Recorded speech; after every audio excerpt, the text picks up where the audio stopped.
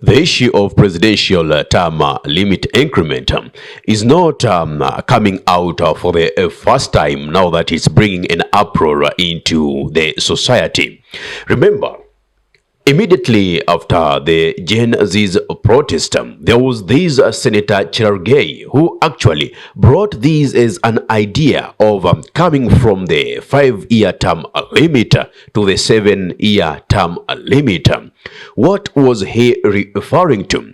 They were proposing that instead of every 5 years getting or going into elections, let us have a one presidential term which is 7 years, and after that the president will not be eligible to vie again. So it will be one term for 7 years, rather than having a presidential candidate who could run for 2 consecutive terms with 5-year term limit. That was the conception of the idea, and it was only referring to the president. Now, why is the uproar coming in? The uproar is coming in after now this was not just to be a one-term presidential limit.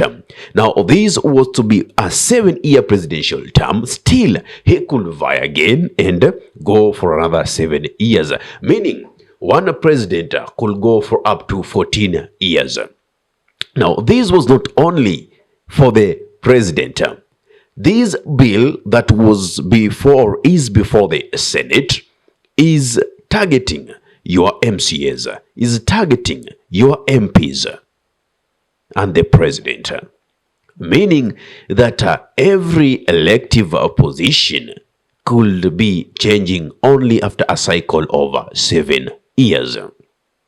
Now, let us get something straight. As we speak, this bill is in its second reading. Maybe you might ask yourself, when was the first reading done? Now, there are a lot of things that are happening in the nation, and those things are happening. A lot of things are passing below the carpet. If you are somebody who actually follows my podcast, you'll realize there are a lot of things that I do say do happen while the country is in constant shambles or in constant controversies. For instance, just the other day, we were so quiet watching China, watching Harambee Stars winning, and we glorify them. They are being given monies, which again, we did ask, where are these monies that are being awarded to our players? 1 million when they win, 500,000 when they draw. Then I told you, after Jan, something is cooking, and you'll all come to agree. Hasn't it happened? Maybe, maybe not. But I tend to believe it is at that point that this first reading was done. But now, this is where I blame all the leaders, both within and without the government. Why are they so silent on this until it is we the Kenyans that are unearthing these things that are being done silently? I mean, they occupy both the National Assembly and the Senate. Remember, we run a bicameral parliament. Couldn't we get just one person who could come and tell us, hey, this is what is happening? Meaning, they are also comfortable if their term limit is increased. Let me tell you, the performance or development of an area or of a country is so deliberate, such that if a leader has a political goodwill to do something, they will do it. And if they don't, even if you give them 20 years, then nothing shall happen.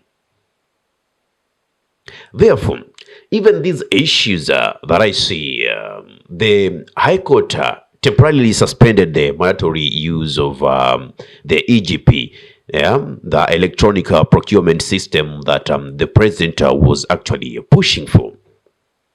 The reason is because the president did not follow the law. Absolutely.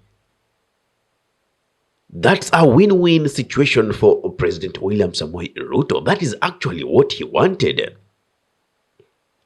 You think by him coming and saying that he wants the electronic procurement adapted that could say who has procured what, when, and for what is what he really wanted? No. He wanted a scapegoat, and now he's gonna use the high court. So when the rampant corruption is increasing, whom he is the appropriator, he will come and say, I tried streamlining things, but your courts, which are independent, barred me from executing it. So this man is always one step ahead. Again, we had the High Court halting implementation of Ruto's protest victim compensation framework. You see, these conservatory orders, it is making of Ruto himself. Now, imagine such a leader who has thrown this country to the dogs being given a 7-year term limit. And remember, I told you, 2 years or 1.5 years to the elections, you'll see a rush in trying to bombard the nation with projects. The first 3 years, they have actually eaten monies from the public coffers dry. Now, they want to pretend to be doing projects for aesthetics, for you to see. But remember, that is not translating into what our economy is going through. Day in, day out, they want to come and tell us how the economy is doing better, how no other president has done what President Ruto has done. But the reality still remains within our pockets. You as a Kenyan, how is your economy? The economy that they say is growing, is good. Is it translating into your daily life with the purchase of basic commodities? These are basic questions that we should be asking ourselves. Now, Kenyans, I believe, maybe we do suffer what we call collective amnesia, whereby we handle so much until we tend to forget the most important. The other day, we saw what happened in Nepal. Demonstrations from the country, closing down the social media platforms, which actually angered the young generation, the Gen Zs who went to the streets. And as we speak, they burned down the parliament. The prime minister resigned, and they, mob justiced his wife to death.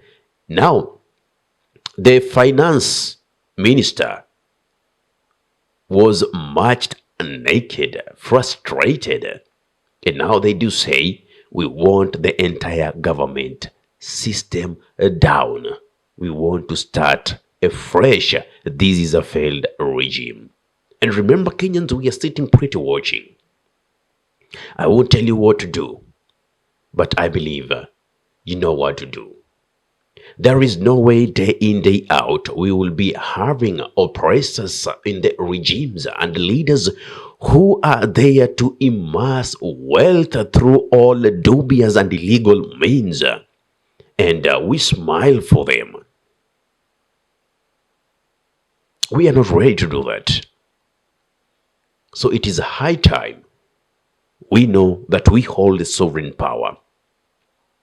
If by electing them, is not working because they need to be representing us and not the president, as they have been doing, then we have to take back our power and demonstrate it directly. What's your thought on this? What's your take in all this? Kindly give me your thoughts in the comment section or below. If you love content of this nature, kindly subscribe and press the notification button so anytime that we are live or upload content of this nature, you'll be the very first person to be notified. Ahmed Khalif is my name for the Unscripted Talks here in Dab Radio. Assalamu alaikum warahmatullahi wabarakatuh. Kwa timba kali za Afrika, Dab Radio ndio mpango mzima.